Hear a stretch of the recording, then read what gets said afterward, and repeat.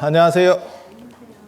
오늘 지금 드릴 말씀은 자, 스님 기도는 어떻게 하는 건가요? 라는 책의 311쪽에 나오는 전불시대 사찰터하고 명당 이야기입니다. 전불시대라고 하는 거는 이게 되게 재밌는 게 있어요. 전불은 석가모니 부처님 이전 시대의 부처님이라는 뜻이에요. 각 종교마다 정통성을 주장하는 이야기들이 있어요. 그래서 우리가 종교가 좀 커지면 우리가 어떻게 보면 가장 종갓집이에요. 이런 얘기를 하려고 해요. 그래서 그건 뭐 기독교 쪽에도 있죠. 지금 바티칸에 있는 베드로 성당이 베드로 뼈 위에다가 지었다는 거거든요. 믿거나 말거나 하는 얘기를 하는 거죠. 그거를 입수해 왔대. 근데 그렇게 얘기하는 게 이제 콤포스텔라, 저기 순례길 얘기할 때 제일 많이 나오는, 그 이제 저 야곱뼈가 거기서 뭐 발견됐다. 딱 들어도 그냥 구란데 그런 얘기들이 굉장히 많습니다. 인도에는 예수의 12제자 중에 한 명인 도마 성당이 있어요. 첸나이에 가면 도마뼈가 무덤이 거기 있대. 그 시절에 거기까지 갔겠나 싶은 생각이 막 드는데 이런 식의 구라들은 굉장히 많습니다. 그리고 이제 미국에서는 뭐라고 얘기하냐면 이제 몰몬교 같은 경우는 뭐 그쪽으로 예수가 뭐 내려왔다. 그리고 우리나라에도 그런 얘기가 있어요. 뭐 김해 쪽으로 뭐 예수가 왔다 갔다더라. 그냥 딱 들어도 거짓말. 다 이런 거는 그냥 구라라고 생각이 되는데, 그렇게 얘기하면서 정통적인 내가 정통이야라고 주장을 하고 싶은 얘기예요. 얘기인즉슨. 그리고 그게 이제 오래되면 나중에 그런 권위들을 어떻게 보면 자기네들이 만들었지만 부여되는 거죠. 그게. 그래서 뭐 어디까지 이제 믿거나 말거나 한 거죠. 그러니까 예수는 승천에 딱 하니까, 부활에 승천에 딱 하니까 예수뼈는 없는 거고, 나머지 이제 정통적인 사람들을 이제 뼈를 가지고 다 하는 거고, 그리고 그게 다 그 동네가 뜰 때 그런 이야기들이 만들어져요. 그래서 베네치아 가면 그 마가 성당이잖아. 그게 마가 무덤이 거기 또 마가뼈가 있는 거예요. 마가 누가 뭐 마태할 때 그 마가뼈가 또 거기 있다는 거고. 이런 식 주장들은 진짜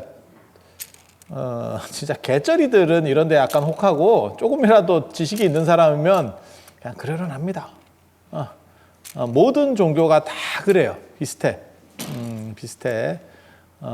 그래서 꼭 이게 기독교만의 문제는 아니고 불교도 비슷해요. 불교도 비슷해. 근데 불교는 약간 다른 점이 뭐냐면 부처님 뼈가 있죠. 이게 이제 큰 차이가 있는 거죠. 예수같이 승천을 했다 이러면 아무것도 없으니까 누구를 잡고 딴 사람을 잡아서 끌어서 권위를 부여하려고 그래. 그런데 부처님은 사리가 있죠. 이러니까 이제 좀 복잡해지는 거야. 그래서 전파된 지역은 당위성을 확보하기가 상당히 어려워요. 왜? 야, 너네 살이 있어? 이렇게. 부처님이 그렇게 다니시고 달 그런 데면 뭐 사리도 있고 유물도 있고 뭐 그런 거 아니야? 제가 진짜 무지하게 놀란 거 그거 있잖아요. 저 터키 가보시면 그 토프캅스 궁전인가? 거기 가면 그거 있어요. 제가 전에도 그런 얘기 했었는데, 다른 데서 그 얘기 했었는데, 나 구라도 이런 구라 진짜 어느 정도 가능성이 있는 구라. 세례 요한의 손가락 뼈가 있습니다. 손뼈가 있습니다. 거기에. 그건 그렇다 치자. 그 2000년 됐으니까 뼈는 좀 남을 수도 있겠다라는 생각을 했어. 모세 지팡이가 있다니까. 거기에 모세 지팡이가 있는데 나무 지팡이에요. 야, 나무 지팡이 그렇게 오래 안 가. 그거를 무슨 지금 현대 기술로 해서 진공 처리를 하고 뭐 약품 처리를 하면 몰라도 그냥 나무를 이 자리에다 그대로 세워놓고 한 1000년 지나잖아요. 없어지는 겁니다. 그 상식입니다. 상식. 근데 모세의 지팡이가 있어. 그러니까 터키가 잘 나갈 때, 오스만 투르크가 잘 나갈 때 그런 식의 이제 어딘가에서 전해지던 그런 식으로 전해지던 어떤 성당에 있었던 거겠지. 그걸 이제 다 긁어 모아온 거지. 예. 그래서 그런 식의 구라들은 뭐 전 세계적으로 그 가장 유명한 게 토리노 수위라고 하는 거 있잖아요. 토리노 수위. 그 아세요? 예수를 쌌었던 뭐 아마포 이래가지고 죽은 예수를 싸가지고 그걸 이렇게 펼치니까 거기에 예수가 이렇게 찍혀 있는 거지. 이게 승천했기 때문에 문제가 벌어지는 거예요. 승천했으니까 그 사람은 없는 거지. 그 사람으로서의 권위는 발생할 수가 없는 거예요. 그러니까 그 주변 것을 가지고 지금 권위들을 만들어 가려고 하는 거야. 그러니까 제자를 가지고 그러니까 어떻게 보면 수제자가 베드로니까 교황청은 그 베드로라고 하는 거를 가지고 밀어붙이고 있는 거고, 다른 데는 뭐 베드로는 저쪽에 있다 하니까 우리는 다른 제자 이러면서 가고 있는 거고, 제일 당황스러운 건 사실 인도에 굳이 12제자 중에 한 명인 도마 무덤이 있어요. 저 그 첸나이의 도마 성당을 가봤어요. 제가 거기 가봤다니까. 참 이게 도대체 뭔가 싶고, 그리고 그런 구라들 뭐 한도 끝도 없고, 그런데 이제 예수랑 연결시켜서 누가 이제 구라를 친 거지.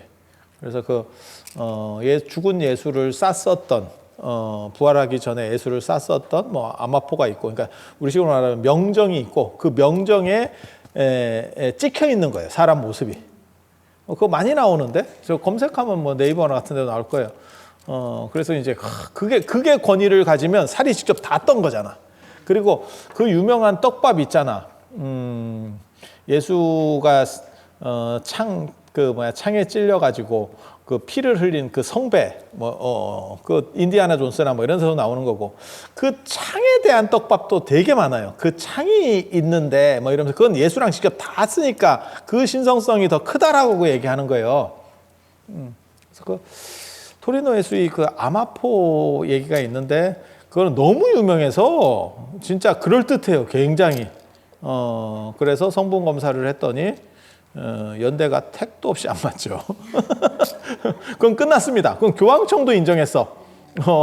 그러니까 이런 건 절대 검사하면 안 돼. 절대 검사하면 안 돼. 검사해서 제대로 나오는 적이 없습니다. 그리고 진짜 이제 불가사의한 거는 어떻게 보면 터키의 게베클리 테페라고 있어요. 그 진짜 희한한 유적이거든요. 그게 발견되면서 그 근처에 그런 비슷한 게 몇 개 더 있는데, 그게 발견되면서 사람들이 굉장히 놀랐죠. 왜 그러냐면 거대 유적인데 연대가 12,000년 전 거예요. 여러분 안 놀라시는구나. 지금 우리가 배우고 있는 뭐 4대강 유역 뭐 이렇게 해서 나오는 게 한 4,000에서 오래 가면 한 6,000년 전 유적이거든요. 근데 12,000년짜리가 엄청난 유적군이 나와버리니까 이제 이게 견적이 잘 안 나오는. 아무튼 터키하고 저 메소포타미아하고 이집트 쪽에는 뭔가가 있어. 진짜 오래된 유적들이 있어요. 그러니까 하느님이 천지 창조를 하고 아담이 최초 인간이면 그 이전에, 훨씬 이전에 그 아담의 전생의 문명이 지금 있는 거지. 야, 이게 아담이 5,000년까지 채 안 될 거거든. 그러니까 그런 정도 생각하면 그거보다 아담 정도 되는 급이 누군가 있었던 거야. 스톤헨지보다 훨씬 큰 유적입니다. 연대도 더 오래됐고. 그래서 그런 거 발견되면 되게 재밌죠. 그 당시가 뭐 신석기 뭐 이런 거 하고 있는데, 돌 갈고 있는데 뭔 그렇게 큰 걸 만드노 싶을 정도의 유적들이 나오죠. 중국이 우리가 굉장히 연대가 오래됐다고 생각하지만 실제로는 중국이 저 메소포타미아나 이집트나 이런 데보다 밀립니다. 이런 데보다 밀립니다. 그러니까 우리가 지금 알고 있는 황하 문명이라고 하는 게 사실은 상나라라고 하는 나라가 있고, 하나라, 상나라, 그 다음에 주나라거든요. 그리고 상나라의 후반 부분이에요. 그때 수도가 은이었어요. 그래서 은어의 발견 이렇게 얘기를 하는 거거든요. 그래서 그 상나라의 앞쪽을 조상시대, 앞쪽 시대, 이른 상나라 시대, 그 다음에 뒤쪽을 만상시대, 늦은 상나라 시대라고 구분을 하는데 이 만상시대가 은어, 그러니까는 지금 우리가 황하문명이라고 하는 게 사실은 거기에요. 그리고 그 앞쪽에도 뭐가 있긴 있어. 그러니까는 수도로 옮겼으니까 수도 전 수도가 있잖아요. 근데 어딘지 잘 몰라요. 어딘지 잘 몰라. 그러니까 파서 우리식으로 뭐 비파형 청동검, 세형 청동검, 우리나라에서 전 세계에 제일 많은 거 있어요. 우리나라에 고인돌입니다. 그런 거 있으니까 뭐 우리도 문명 아닙니까? 그런 건 안 줘줍니다. 어느 정도 체계를 갖추고 대규모 설비가 나와야 그걸 문명이라고 얘기하는 거지. 고인돌 이런 거는 뭐라고 얘기하는 거냐면 고생하셨습니다. 옛날에 고생하셨습니다. 너무 힘드셨어요. 어른들 너무 힘드셨어요. 그 전 세계 최고입니다. 우리가 아시는지 모르겠는데 그래서 강화 순창 고인돌 유적 유네스코 문화유산에 들어가 있고요. 압도적입니다. 그리고 비파형 청동검, 세형 청동검 이런 것도 굉장히 우리가 대단한데 그런 걸 보고 뭐라고 얘기하지? 고생하셨어요. 그럼 그렇게까지 안 쳐줍니다. 그렇게까지 안 쳐줍니다. 그래서 대규모 시설들이 좀 나와야 돼요. 그래서 중국은 나올 거라는 생각은 해요. 그런데 언제 나오느냐가 문제인 거죠. 그래서 중국이 4대 문명 중에 제일 늦어요. 지금 현재로는 제일 늦어. 그래서 중국이 돈이 있으니까 그걸 막 파가지고 지금 올리려고 하는데, 근데, 터키 저거 göbekli tepe 이런 거 나오면 진짜 감당이 안 된다. 12,000년께 막 나와버리면 파도 안 될 것 같은데. 우리 그런 거 있는데, 저도 제가 이제 예전에는 바둑도 좀 두고 이러면 어느 정도 하다가 보면 더 이상 안 될 것 같은 데가 딱 느낌이 나. 이게 내가 노력한다고 되느냐? 이거는 내 머리로는 더 이상 안 될 것 같다. 그렇게 계속 시간 투자하면 될 것 같아. 그런 프로 기사가 되는 거예요. 근데 어느 정도 하다 보면 안 될 것 같아. 제가 바둑은 아마 6단 정도까지 인터넷으로 그 정도 했었고, 장기는 2급인가? 그러다가, 안 돼. 해보면 더 이상 못 올라갈 것 같아. 그냥 거기서 뱅뱅뱅뱅 돌고 있는 거야. 그게 내 어떻게 보면 지금 현재 머리의 한계인 거야. 요즘은 뭐 그런 거 하는 사람도 없잖아. 그래서 그런 터키 쪽은 진짜 저건 따라가기가 어려워. 그런 정도 존재하는 거고. 그래서 기독교도 그런 사기들 많아요. 그리고 이런 사기에 또 혈통과 관련된 사기가 있지. 그러니까 예수는 없으니까 제자와 관련된 사기를 치는 쪽이 한 팀이 있는 거고, 예수의 자식이 있어서 혈통이 내려왔다. 그게 예전에 유행했었던 다빈치 코드. 성배는 진짜 이 그릇이 아니고 그 자식이라더라. 이러면서 그게 프랑스 왕가가 그 예수 혈통 아니냐? 또 이런 또 그런 쓸데없는 별로인 게 다 있다, 진짜. 이렇게 길게 얘기하는 거는 불교에도 있다더라. 기독교에만 있는 게 아니고 불교에도 있다더라. 불교의 가장 대표적인 거는 사리가 너무 많죠.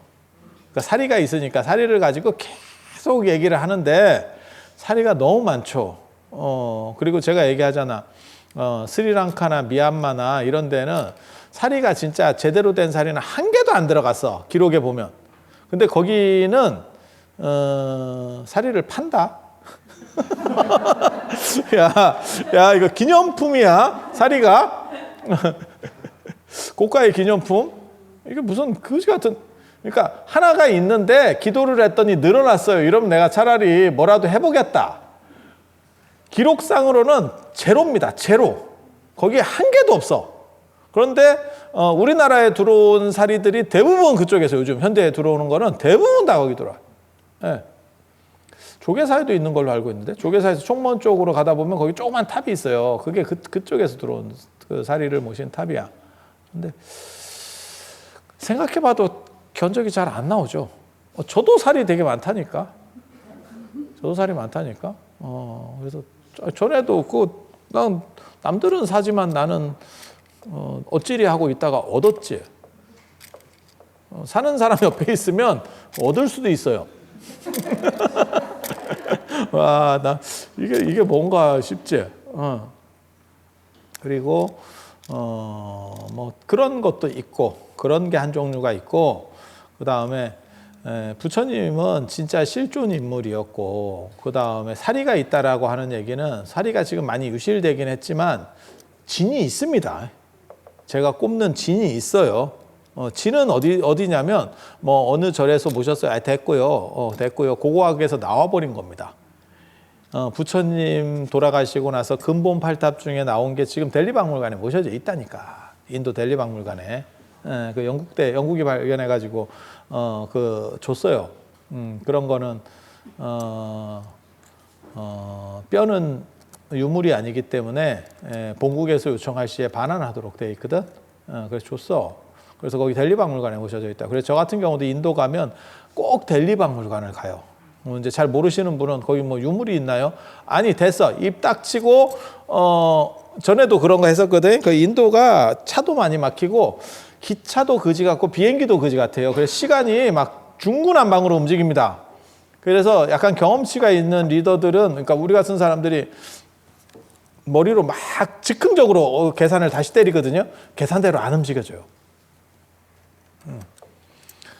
그건 이제 인도 가보시면 압니다. 고속도로인데 뭐 마차가 수레가 다니는 건 됐고 소도 다니고 개도 다니고 씨 뭐 고속도로에 너도 가고 나도 가고 에브리바디 유아드월드야 씨 다가 그러니 시간 요량이 되나 뭐 그런 거예요. 아무튼 그리고 우리 같은 사람들이나 그런 거 갖고 초조해야지 인도 사람들은 또 아무 신경 안 씁니다. 근데 한 번만 더 생각해 보면 여러분 어렸을 때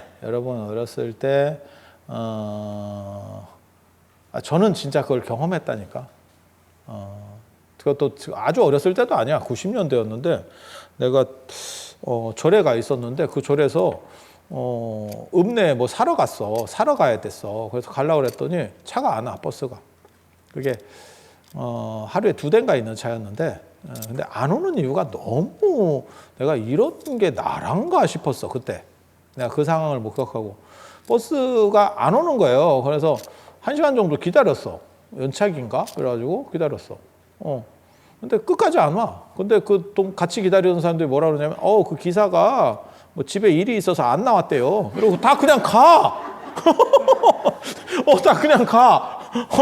안 나온 게 아니 이런 무슨 개 같은 경우가 일이 있을 수 있지. 근데 그게 버스 기사가 안 나오면 어떡해?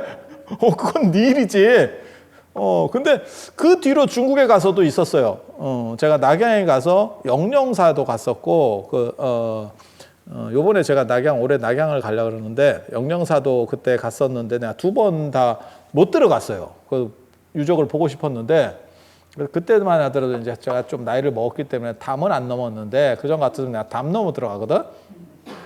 담까지는 안 넘었어. 이제 채통을 생각해야지. 옛날에 인도에서 담 넘었다가 또 바이샬리 탑에서 그 탑 유적 본다고 담 넘었다가 사람들 막 인도 사람들 쫓아오고 막 문 따고 들어왔어요. 내가 담 넘어 들어가니까 담이 그렇게 높지 않아. 거기는 근데 또 내가 그거 넘다가 또 미끄러져 자빠지고 막 들어와가지고 뭐라고 하기 전에 난 그 모습을 지금도 잊을 수가 없어. 근데 인도 가면 제가 이렇게 가방 바깥쪽에 100루피짜리 우리 돈으로 한 3,000원, 2,000원에 3,000원 정도 될 거야. 그걸 내가 이만큼을 딱 있거든. 그러면 대화 잘 안 될 때는 하나씩 그냥 줘. 하나씩 줘. 인도는 그게 필요해요. 아예 그걸 이렇게 가지고 다닌다니까. 그래서 뭐 줄을 우리 일행이 지금 막 줄을 이렇게 딱 했는데 줄이 막 길고 그러면 그 관리인들이 다 있거든. 이렇게 하고 그냥 몇 장 주면 걔가 나오는 대로도 넣어줘. 출구 쪽으로도 넣어줘. 되게 좀 재밌어. 그리고 사진 못 찍게 하고 이러면 이제 또 한 장을 딱 주면 지가 조명을 잡아줘.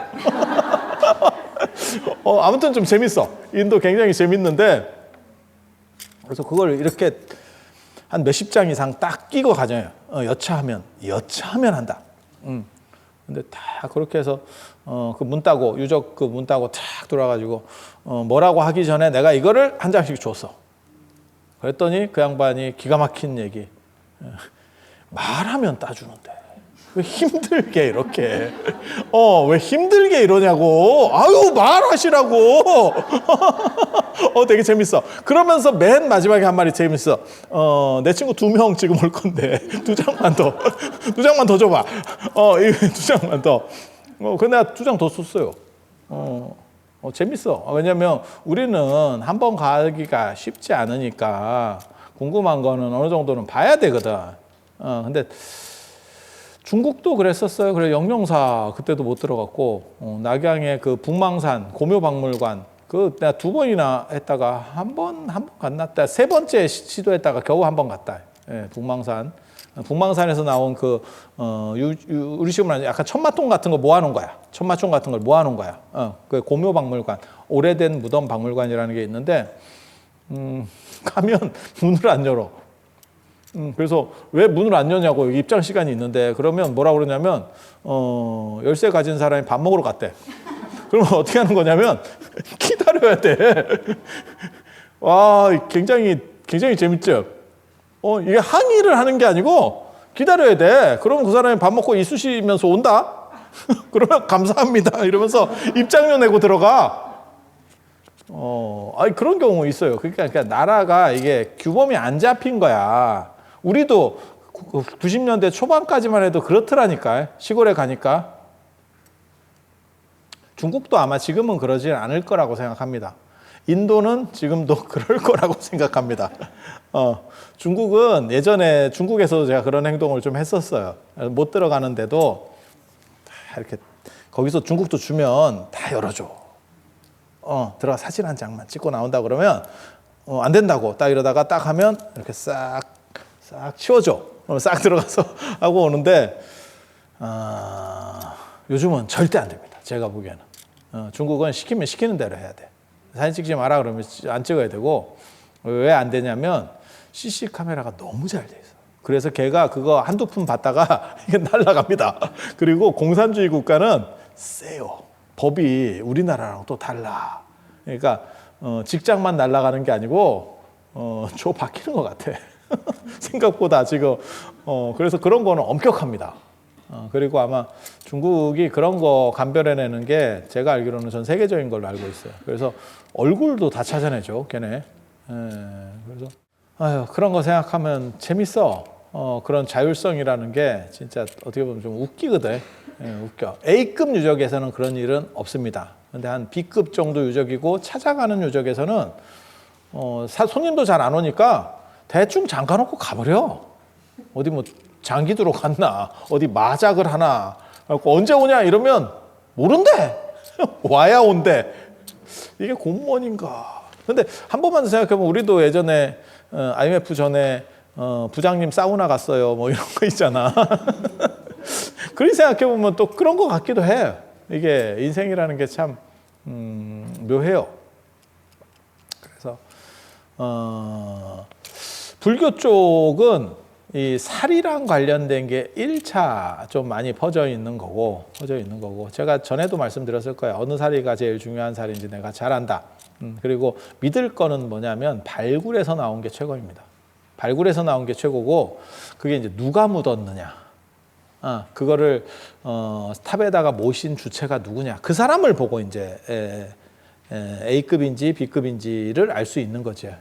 그래서 그렇게 이제 보통 찾아갑니다. 그래서 살이랑 관련된 게 첫째. 그리고 또 하나는 뭐냐면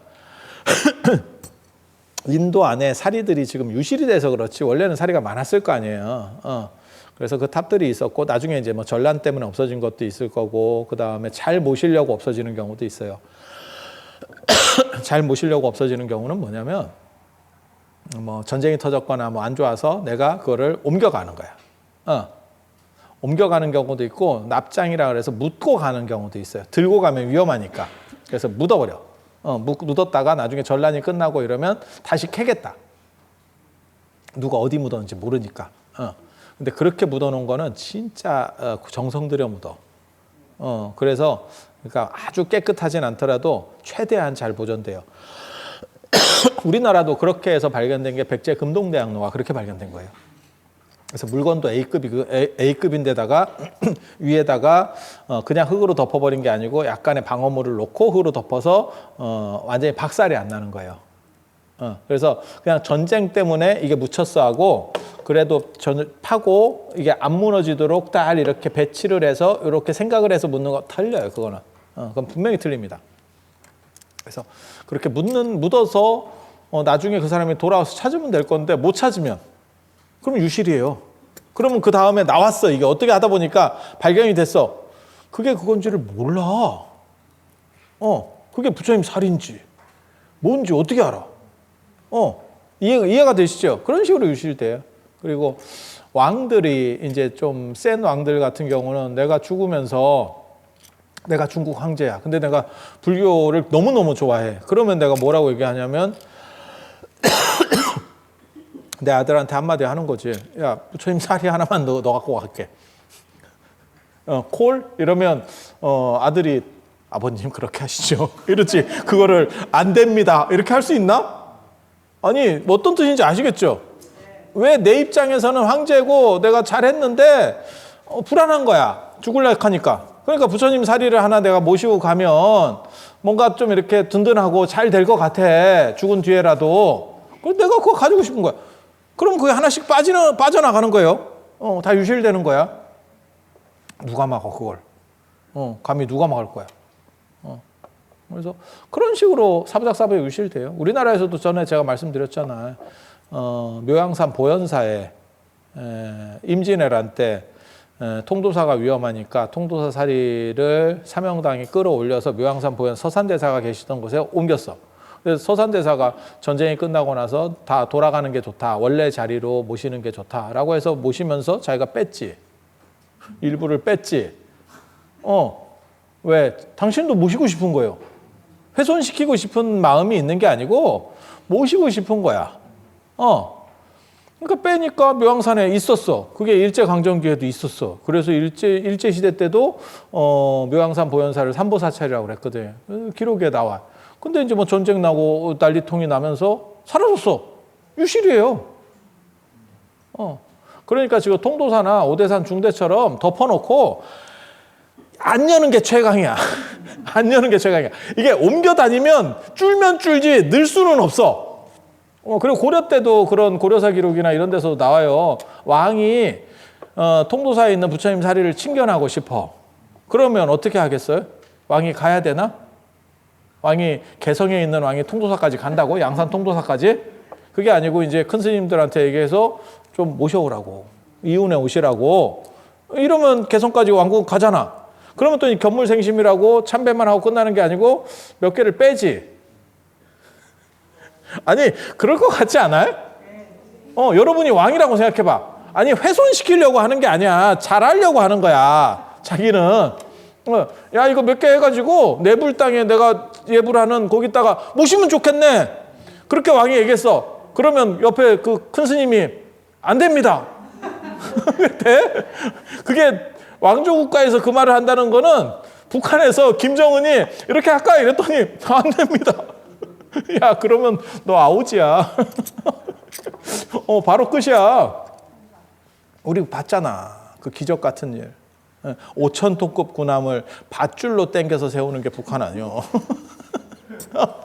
야, 내가 그거 보면서 야, 피라미드도 저렇게 만들었겠다 싶은 생각이 들지. 불가능하다고 생각했어. 야, 어떤 사람도 그건 불가능하다고 생각했을 거야. 밧줄로 그게 씁니까? 세웠죠. 세웠죠. 왜? 왕이 말씀하시잖아. 그게 왕이야. 우리나라 대통령이 그 말 했잖아? 그러면 야, 천안함 밧줄로 좀 땡기지? 저게 미쳤나? 이런 식으로 하겠지. 근데 거기는 예지. 그게 왕조국가예요. 어떻게 보면 그 왕조국가 같은 거라고. 그래서 그렇게 유실이 돼요. 그래서 좀 안타깝지. 살인은 근데 늘어나는 것도 기록에 굉장히 많이 나와요. 기도하면 늘어나는 거. 그래서 제가 그 얘기하는데 김수원의 사리연기 그 다음에 제일 유력한 자료는 불시자편이에요. 정도전의 불시자편. 불교를 비판하려고 그렇게 목이 메어서 미친 듯이 하는 게 불시자편 그 책이거든. 불교를 최고로 비판하는 책이에요.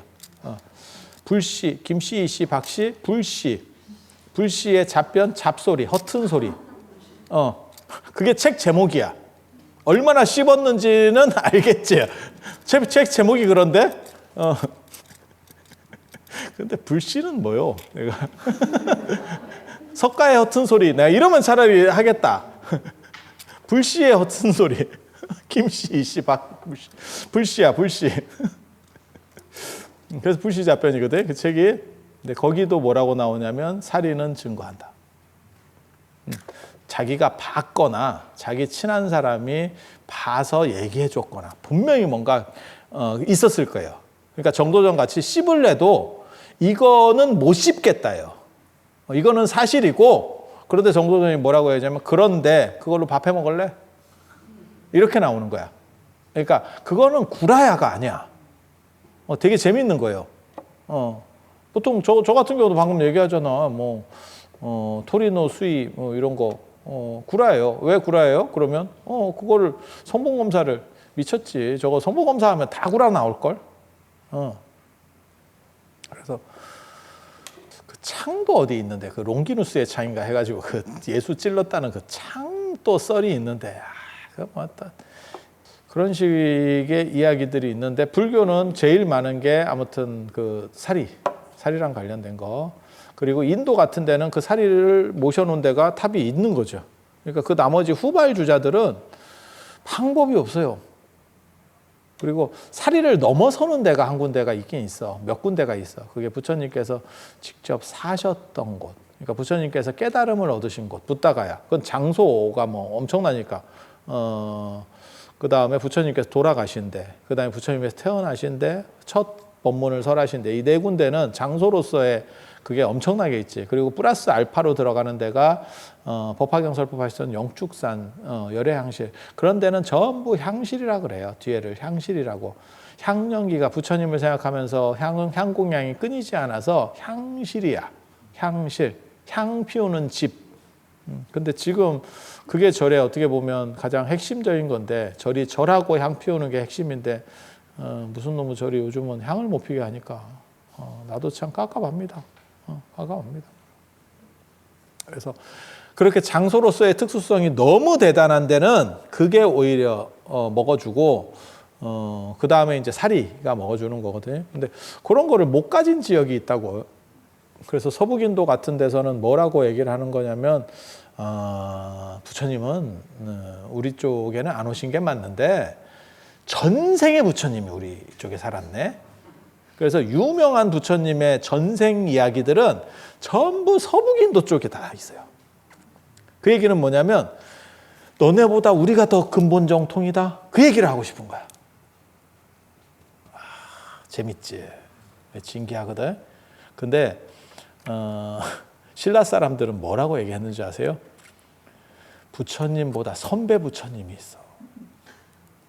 그러니까 예를 들면 대통령으로 얘기하면 지금 이재명 대통령 앞에 윤석열 대통령, 그 선배 대통령이 있어. 그 선배 대통령이 신라 쪽에 왔네. 석가모니 부처님은 아니고 선배 대통령 왔네. 그래서 서쪽에 서천축이 있다면 그 인도예요. 동쪽 신라에는 동천축이 있습니다. 라고 얘기를 해. 그래서 동천축, 그래서 동축사라고 하는 데가 울산에 있어요. 동축사. 그리고 그 부처님의 유적지가 전불시대 사찰이에요. 그러니까 지금 부처님 시대가 아니고 전에 부처님 시대에 있었던 절터가 있대. 그게 경주에 7군데, 울산에 1군데가 있습니다. 울산에 1군데가 있습니다. 그리고 나중에 고려시대 때 추가되는 게 양주 회암사예요. 그렇게 해서 한 8군데 정도 있어요. 신기하지. 이걸 믿어야 될까 말아야 될까 막 이러는 거거든.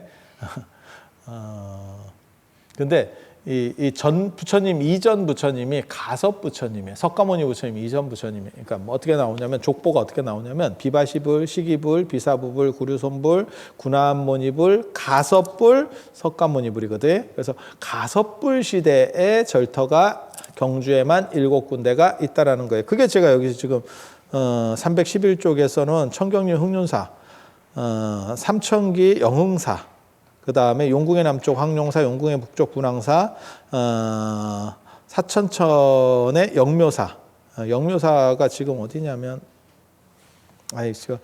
신유림 사천왕사, 서청천의 담엄사 이렇게 지금 있는데, 사천미 영묘사. 지금 가볼 수 있는 데는 청경리 흑륜사, 경주 공고짜리로 알고 있고요. 지금 그렇게 알려져 있고요. 영흥사는 어딘지 모릅니다. 용궁의 남쪽 황룡사, 황룡사지. 그 다음에 용궁의 북쪽 분황사, 분황사지. 그 다음에 사천의 끝쪽에 있는 영묘사, 영묘사가 지금 흑륜사지입니다. 지금 흑륜사터가 영묘사로 그렇게 알려져 있고요. 왜 그렇게 알려지냐면 발굴을 하니까 지금까지 사람들이 다 흑륜사라고 알고 있었는데 발굴을 해보니까 영묘사라고 하는 명문이 나왔어. 그래서 이게 착각이 있었구나 이렇게. 그런데 계속 영묘사라고 간판을 붙이고 있었으니까 지금도 그냥 영묘사라고 붙이고 있어. 그리고 신유림 사천왕사, 이거는 저 선덕여왕릉 밑에 있는 그 경주에서 울산 쪽으로 가는 국도 쪽변에 있어요. 그 다음에 서청천의 담엄사, 이거 오릉 안에 있습니다.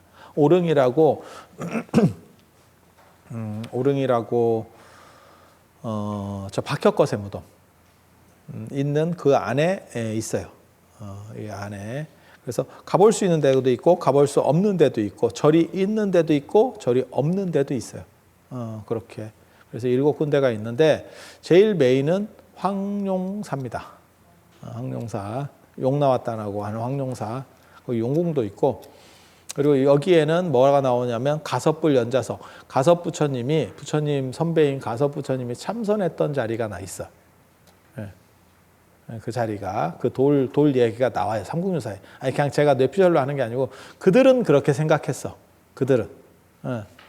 그리고 그 신성한 돌을 지금 저 같은 경우도 장충희 선생님한테 제가 그런 얘기를 들었었는데, 추정은 우리는 그 주심초석 위의 돌, 황룡사 구축목탑을 그 주심초석을 누르고 있는 그 돌로 추정을 하거든요. 그런데 이련은 봤어요. 그 돌을 직접 봤어. 그래서 내가 처음에 불나기 전에 갔을 때는 저 돌이 있었는데 뒤에 가보니까 불전 후면에 묻혀가지고 땅 속으로 파묻혀 있더라. 뭐 이런 얘기를 적어놨거든요. 그러니까 이련은 불나기 전에도 갔고 불난 뒤에도 갔고, 그래서 뭐 이런 얘기들을 써놨어요. 그래서 이렇게 좀 구체적으로 알 수 있어요. 근데 거기 보면 가섭 부처님이 와서 앉아서 참선하셨던 자리가 있다는 거예요. 굉장히 재밌어. 굉장히 재밌어. 그래서 저 누구야, 진흥왕이 황룡사에 삼존을 모셨는데 그 삼존이 누군지 정확하게 모릅니다. 근데 저 같은 경우는 뭐라고 논문에 썼냐면, 아마 여기가 가섭불과 관련된 어떤 신앙 형태가 보이기 때문에 이게 여러 군데서 좀 보이거든요. 그래서 아마 석가모니 부처님을 메인으로 모시고 가섭 부처님과 미륵 부처님을 좌우로 모셨을 거다, 삼존을. 그래서 이걸 수기 삼존이라고 그래요. 그러니까 가섭 부처님에서 석가모니 부처님으로, 석가모니 부처님에서 미륵불로, 이렇게 수기 삼존으로 이렇게 아마 모셨던 게 아닌가. 보통은 이렇게 모실 때 가섭 부처님 대신에 연등부를 모시거든요. 연등부를 부처님 세 분으로 이렇게 모시면 석가모니 부처님 후배잖아요. 그러니까 조금 떨어지니까 연등 부처님을 보살로 만들 때는 제화갈라 보살을 모십니다. 근데 여기는 아마 가섭부를 모셨을 거다. 제가 논문에는 그렇게 적었거든요. 제가 황룡사나 이런 걸로도 논문을 썼었어요. 내가 진짜 시간이 없어서 그렇지 손 안 대는 게 없다. 이게 지금 IMF 전에 대기업이에요. 제가 문어발이지. 그러다가 이제 IMF 한번 맞을 거야. 이제 뇌출혈 이런 거 이제 한번 해가지고 침 질질 흘리면서 공부도 못 하고 이렇게. 근데 이런 거 읽고 있으면 되게 재밌어요. 여러분 몰라서 그렇지. 그 어떻게 보면 그 단서의 흔적들이 쫙 남아 있는 걸 가지고 명탐정 코난이야. 전부 그걸 맞춰서 조그만 단서들로 하나의 퍼즐을 만들어내는 거예요. 예. 되게 재밌어. 그래서 이렇게 전불시대 절터 7군데 기회가 되면 한번 순례를 하는 것도 참 좋아 이게. 근데 하루에 돌기도 이게 쉽지가 않아요. 입장료 있는 데는 오릉만 입장료 낼 것 같으네. 오릉 입장료 내고 그다음에 황룡사서 그 황룡사 옆에 그 박물관 비슷한 거 야리한 거 만들어 놓은 거 그 2,000원인가 얼마 내고 들어가면 되고. 오릉은 500원인가 800원인가. 그것도 또 스토리가 있거든. 맨 마지막에 제대로 못 죽은 거 아니냐라고 하는 썰이 있어요. 시신이 조각이 나거든. 5개로 찢어져 버리거든. 하늘로 승천했어요. 박혁거세도 승천했는데 하늘에서 5조각으로 떨어져 버려. 그거를 진짜 그랬느냐로 볼 거냐 안 그러면 이게 집권 말년에 후계구도 잘못 세우면 일이 되는 경우들이 있거든. 뭔 뜻인지 아시겠죠? 아들이 한 게 아니잖아. 아들이 해도 일이 되는 경우가 있어요. 아니 그냥 생각을 해봐.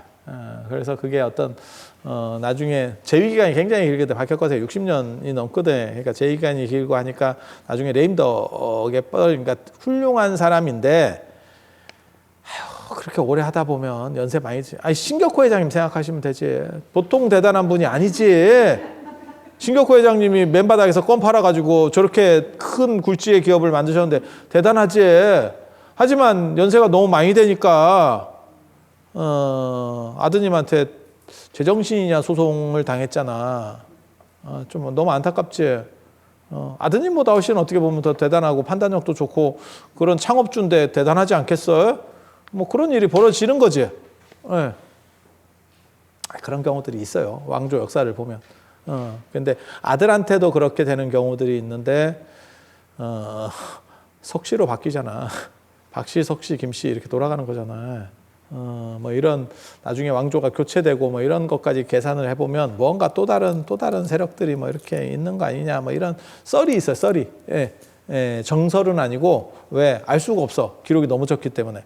그런데 시신이 조각난다는 게 현대에도 굉장히 좀 이례적인 사건이지만 이게 연대가 올라갈수록 야 그게 가능한가 이 생각이 나오는 거죠. 야, 토막 야 이게 역사적으로 고려사 기록에 보면 그 기가 막힌 얘기 있지. 공민왕 죽을 때.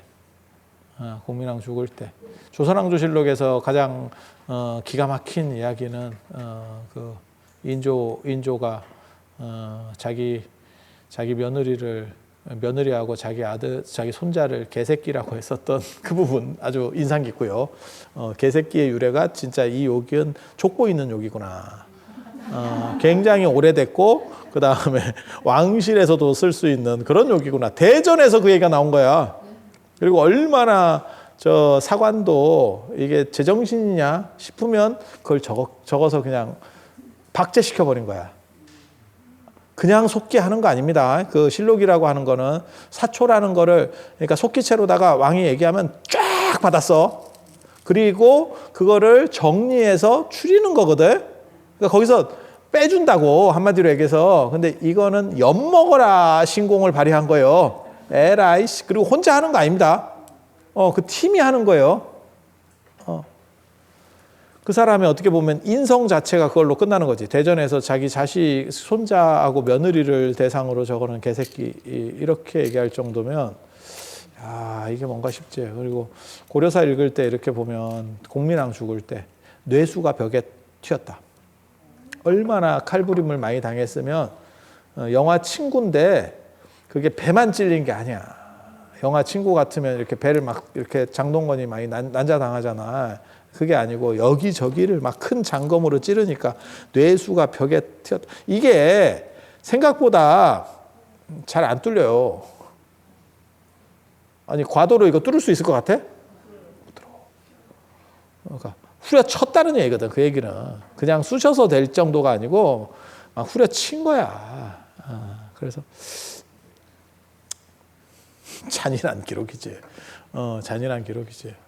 그래서 그렇게 그래서 여기 7군데를 다 7군데는 다는 아니고 한 5군데 갈 수 있거든요. 지금 모르는 데가 영흥사하고 담엄사는 위치를 모르니까 5군데 정도. 이것도 한번 순례하면 제가 예전에도 이런 거 했었어요.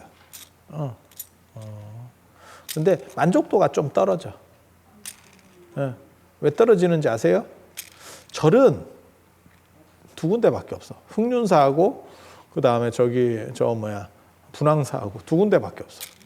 나머지는 맨바닥이죠.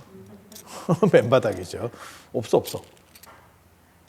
그래서 이거는 뭐냐면 명당순례라고 거기서 기받는 거예요.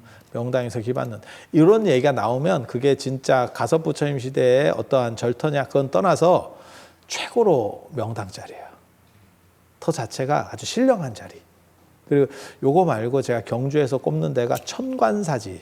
제가 꼽거든요. 천관사지 자리. 그래서 거기도 예전에 갔었는데 거기가 천원이라고 하는 지역이에요. 천원. 천원 여러분은 아마 천원 하면 뭔지 잘 모르실 건데 1,000원짜리인가 이렇게 생각하는데 바둑판 있잖아요. 바둑판 맨 중앙 있지. 점떼기 있는데 이렇게 X자로 하면 점떼기 거기를 1,000원이라 그래. 우주의 중앙. 그 1,000원에 천관사가 있거든. 그 동네 이름이 1,000원이야. 그리고 거기에 천관사가 있는데 그게 뭐냐면 예전에 그 선덕여왕 드라마 같은 데 보면 미실이 신탁을 받거든. 무당이거든. 무당. 쉽게 말해서 신탁을 받는 게 하늘하고 열려 있는 자리가 있어. 그게 그 천관사 자리예요. 그래서 그런 데 가면 신내림 신기가 뻗치죠. 뭐 그렇게 다 정리가 좀 잘 돼 있어요.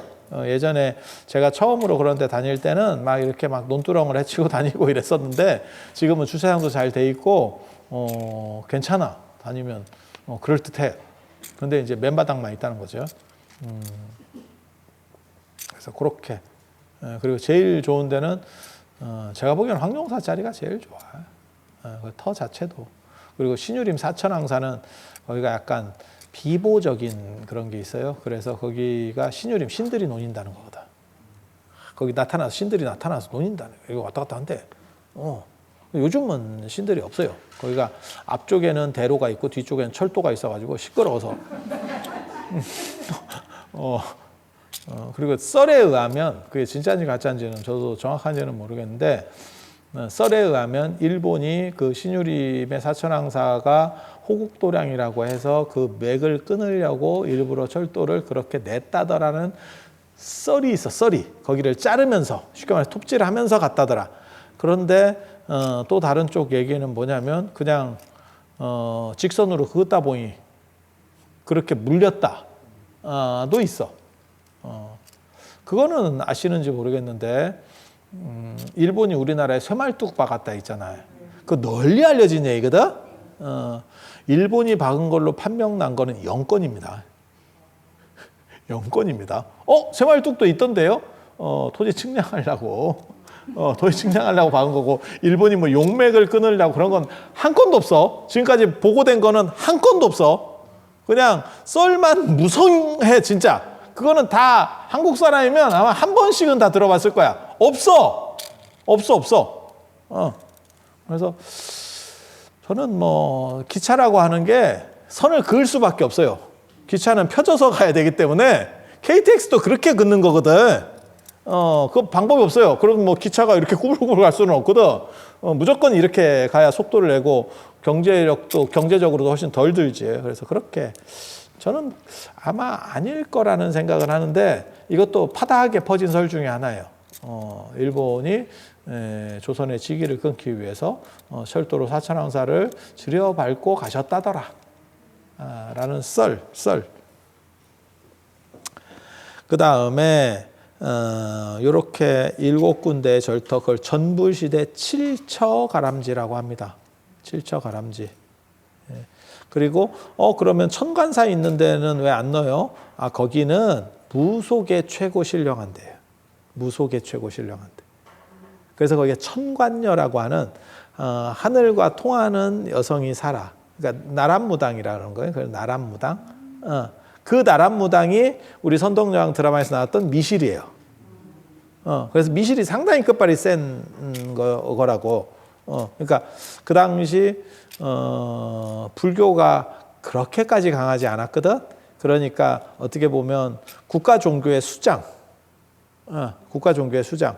그러니까 불교 쪽 수장도 있는 거고 이쪽 수장도 있는 거예요. 그때 불교 쪽 수장은 선덕여왕 때 불교 쪽 수장은 누구냐면 자장률사입니다. 그러면 자장률사가 지위가 뭐였느냐? 승통국통이라고 나와요. 승통국통. 승통국통이 뭐냐면 승려를 통괄하는 조직이에요. 통이라는 얘기 못 들었어요?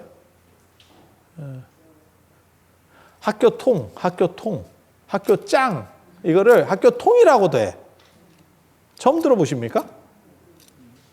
통솔한다라는 뜻이에요. 통괄한다, 통솔한다, 대장이다. 그래서 여러분 어렸을 때는 짱이라고 안 하고 통이라 그랬어. 여러분이 잘 못 들었으면 좀 재밌는 거예요. 통이라는 표현 못 들었어요?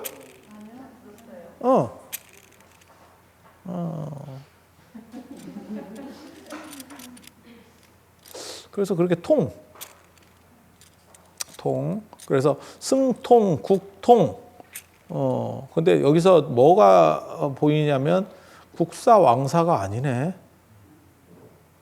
국사왕사가 아니네. 그 정도까지 못 올라온 거예요. 그러니까 완전히 다 못 잡은 거예요. 불교가. 그러니까 우리 생각에는 그 당시에 이미 불교가 이렇게 쫙 뻗은 거 아닙니까? 아닙니다. 그게 초창기입니다. 그러면 그들과 경쟁하는 또 다른 종교가 있었다는 얘기죠. 그게 무속이에요. 그 무속의 대장이 어떻게 보면 그 청관사에 나란무당이야. 그러니까 무당이니까 지금은 좀 떨어지고 그게 아닙니다. 그 당시 종교 수장이야. 민족 종교 수장. 그리고 그러니까 이제 거기서 이제 바람도 나고 그 바람 난 사람이 김유신이요. 그래서 김유신이 젊었을 때 그 청관녀하고 바람이 나요. 그러니까 청관녀라고 하는 거는 미실을 가리키는 게 아니고 그 신탁을 받는 리더를 청관녀라 그래. 청관녀. 그러면 나중에는 왜 거기가 청관사가 됐느냐? 나중에는 불교가 먹어버린 거예요. 세력이 커져가지고 걔네는 떨어지고 불교가 세력이 커지니까 거기까지 절로 만들어버린 거예요. 그래서 청관사가 된 거예요. 그래서 김유신 얘기 보면 김유신이 젊었을 때 이렇게 뭐 그렇고 그렇게 청관녀랑 그러니까 지위가 낮으면 김유신하고 계급 사회라니까요. 김유신은 가야계 구영왕계니까 진골 편입 진골로 진골보다는 떨어지지만 그래도 그렇게 낮지는 않아. 그래서 결국 김유신이 나중에 결혼 동맹을 해서 더 한 단계 올라가려고 하잖아. 그게 김춘추하고 문희하고 결혼시키는 거잖아요. 문희가 무슨 뭐 오줌을 쌌다는 동 그 얘기 있잖아. 보이가 원래는 자기 동생 보이가 오줌 싸는 꿈을 꿔서 오줌을 싸가서 이렇게 전체를 다 평화의 댐 같은 오줌을 쌌대. 전체를 다 덮었고 그랬더니 그거를 이제 문희가 꿈을 사겠다 뭐 이렇게 해서 비단을 뭐 주고 뭐 이렇게 들어보셨죠 한 번씩. 그렇게 해서 나중에 이제 김춘추하고 이렇게 잘 이렇게 김유신이 이렇게 딸랑딸랑 하면서 이렇게 김춘추는 원래는 성골이어야 될 사람인데 조금 문제가 있어서 김춘추 가계도 굉장히 대단해요. 그런데 그렇게 됐는데 그게 진지왕 계열이거든. 그래서 진지왕 계열의 용수가 있고 그 용수 아들이 춘추예요. 그 용수를 다른 말로 용춘이라고도 하거든. 그렇게 해서 이렇게 내려오는데 그래서 이제 축구할 때 옥깃을 밟았다는 거잖아. 김유신이. 지금 우리도 이렇게 옥깃 같은 게 있는데 이게 추렁추렁한데 그걸 딱 밟으니까 이렇게 터졌겠지. 뭐 이렇게 움직이니까 사람이. 그러니까 그러면 우리 집에 가서 라면 먹고 갈래? 이거를 시전했다는 거 아니야. 그래서 우리 집에 가서 꼬매줄게. 우리 집 가까운데. 그래갖고 집에 가서 꼬맸는데 그 꼬맬 때 자기 여동생한테 넣어서 내 동생이 꼬매줄 건데 그랬다가 이제 사건이 벌어진. 그런데 보면 김춘추는 끝까지 책임 안 지고 결혼 안 하려고 그랬어요. 안 하려고 그랬어. 그 얘기는 뭐냐? 신분이 떨어지는 거예요.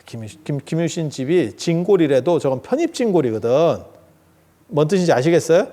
저건 가야계라고 경주 김씨 계열이 아니고 그러니까 너랑 결혼 안 해. 이래가지고 하니까 김유신이 그 대단한 김유신이 한마디도 못해 김춘추한테.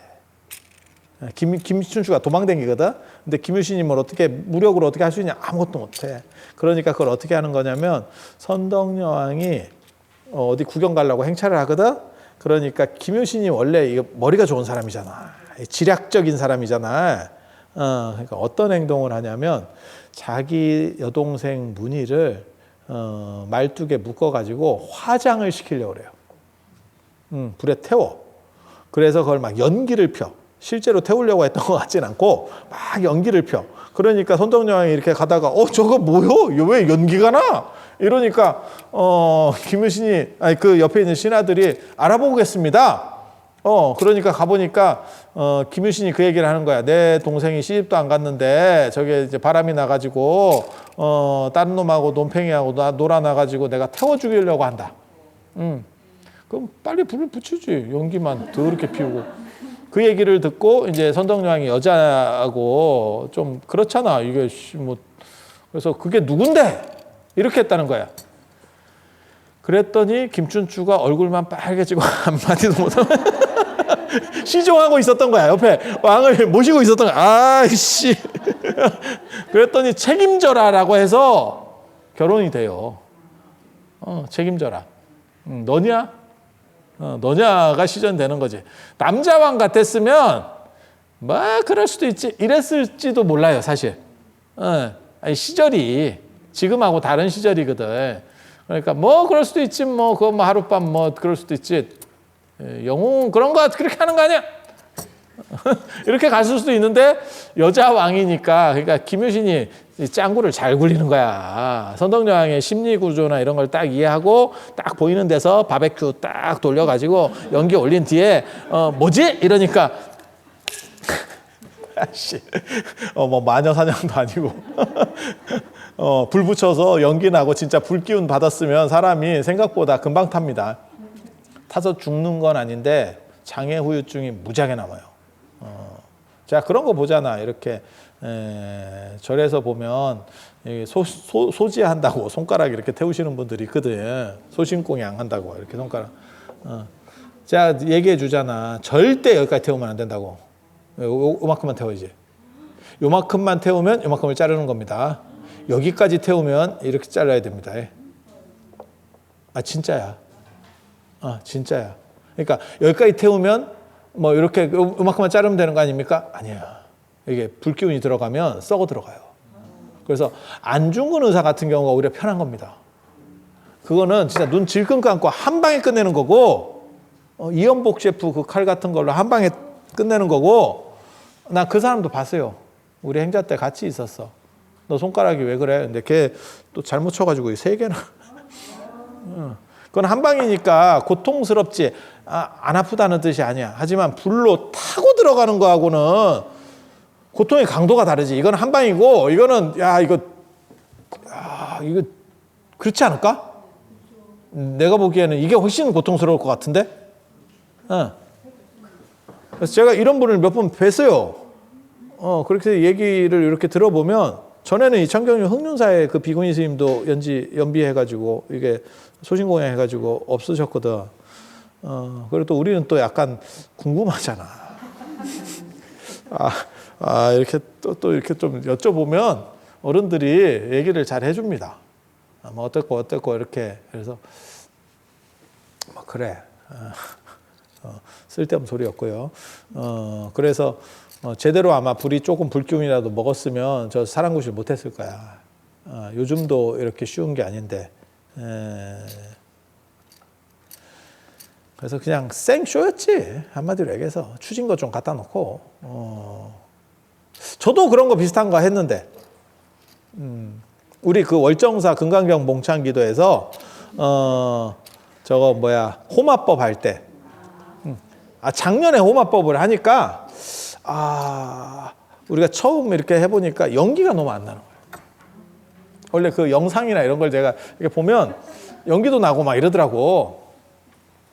그리고 연기가 나고 그 연기로 씻는다는 개념이 있어요. 이렇게 한번 사람이 이렇게 씻기면 훈제가 되는데 그러면서 나쁜 것을 물리치는 거야. 이해가 됩니까? 그 불기운으로. 어떻게 보면 호마로의 그 성스러운 불기운으로 나의 잘못을 이렇게 한번, 그게 어떻게 보면 약간 연비하는 것처럼, 수계 때 연비하는 것처럼. 그래서 그걸 이제 이렇게 딱 보니까 일본이나 이렇게 호마하는 걸 보니까 추진나무를 넣더라고. 그냥 마른 나무만 넣으면 불이 그렇게 생각같이 연기가 드라마틱하게 안 나.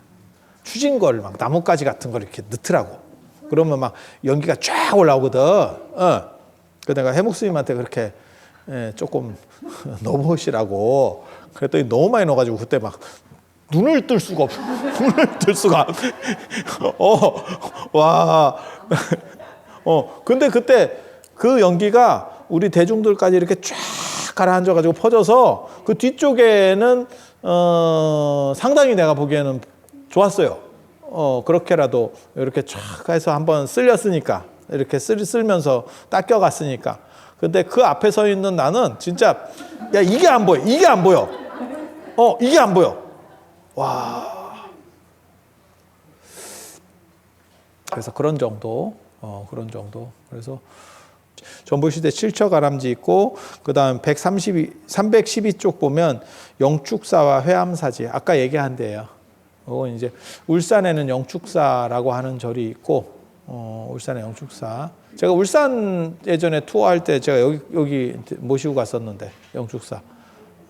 여기도 전부시대 7처 가람지 중에 하나고 여기가 원래 영축사예요. 진짜 영축사.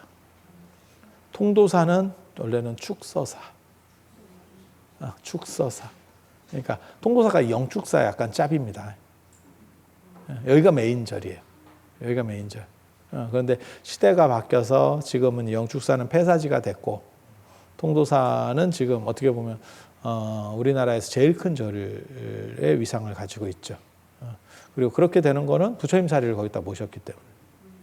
그래서 제가 그런 얘기 하는데 부처님사리가 모셔져 있으면 다 큰 절이 들어서는 거지 무슨 암자 같은 건 존재할 수 없다. 진짜 견적도 안 나오는 얘기를 누가 하더라. 그러니까 복음은 2개밖에 없다니까. 실질적으로 조선 그 중기까지 중기에서 후기로 넘어가는 데까지 그렇게 나와요. 남북복음이라고 야산제일 통도사, 고산제일 월정사. 그러니까 복음이 있으니까 둘 다 그렇게 큰 본사들이 만들어지는 거예요. 그래서 무슨 암자에 뭐 사리가 있어요. 말도 안 되는 소리. 말도 안 되는 소리 그냥 견적 안 나오는 소리. 그럴 수도 있겠지.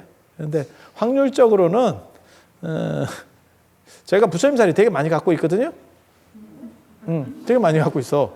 그래서 내가 월정사도 좀 갖다 놓고 문화원에도 좀 갖다 놓고 나 있는 데도 다 갖다 놓는다. 그리고 내가 불사할 때마다 불상 모셔요. 그러면 또 사리도 넣고 많아. 나 사리 부자야. 나 사리 부자. 근데 내가 가지고 있는 사리 중에 진짜 부처님 사리가 있을 수도 있겠지. 근데 그 확률은 낮겠지. 그렇지 않을까? 암자의 부처님을 사리를 모셨다고 하는 것도 비슷한 거예요. 차라리 그냥 내 사리를 쓰는 게 낫지 않을까? 딱 그런 정도? 그런 정도 생각하시면 돼. 그리고 회암사는 고려 말에 지공스님이 이제 이렇게 해서 거기가 전불시대의 가람지다라고 하는 이야기로 이제 시작된 거고 인도의 나란다사. 제가 이번에 인도 갈 건데 거기 나란다사로 갈 건데 거기랑 기운이 통하는 데래. 몰라. 난 나란다사하고 뭐가 닮았다는 건 정확하게 잘 모르겠는데 제가 나란다사를 많이 안 가봐서 내가 잘 모르는 건가 나 이런 생각도 하기는 하는데 모르겠어. 거기랑 비슷하대. 근데 지공스님이 나란다 출신이라고 자기가 자꾸 얘기를 하는데 나란다 이게 정상적인 나란다는 아닙니다. 그러니까 서울대 출신이라고 하는데 약간 서울 사이버대학교 출신 이런 거거든. 그때는 나란다가 이게 파괴됐어요.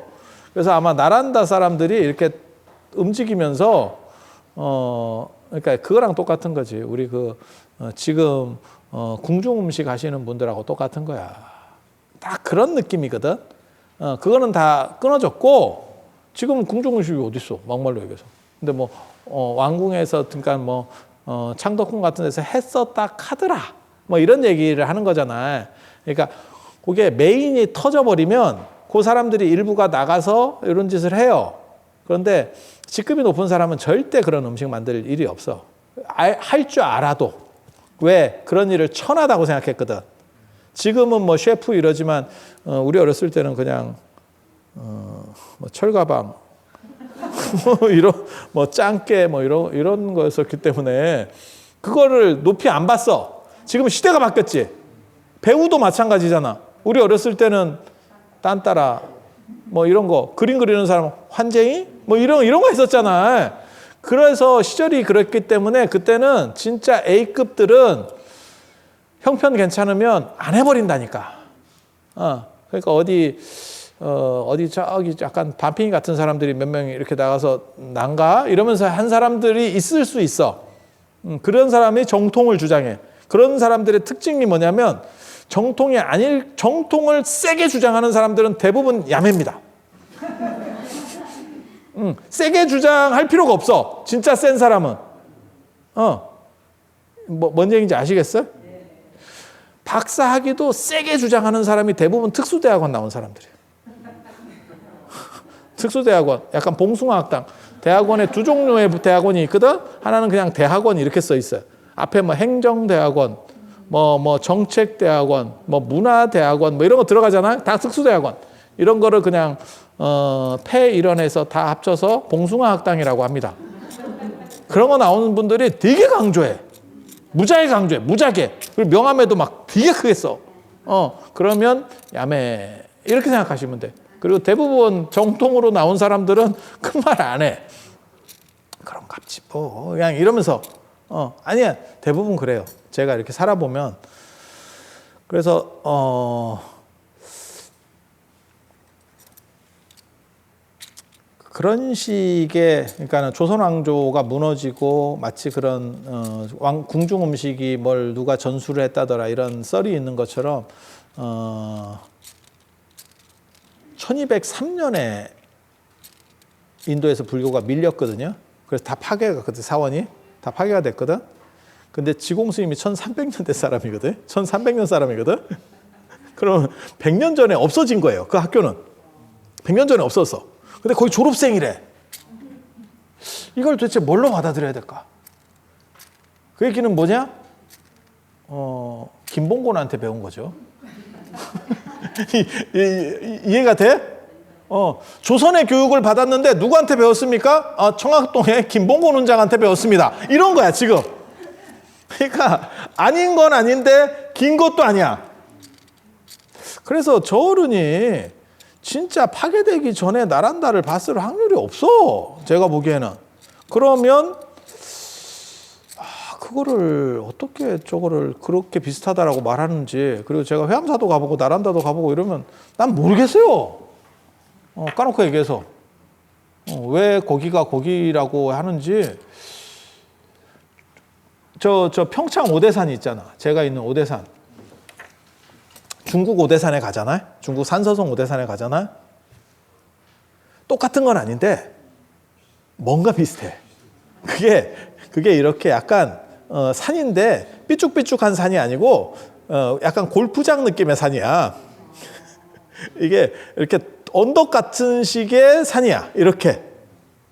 그러니까 산이 보통은 이렇게 있고 바위도 있고 이러잖아. 그게 아니고 그냥 다 흙더미 같은 산이야. 근데 오대산도 그래. 그러니까 그거 비슷하다는 건 이렇게 약간 매치가 되는데 나란다 대학은 사실 나란다사하고는 별로 그렇게 매치가 안 되는데 몰라.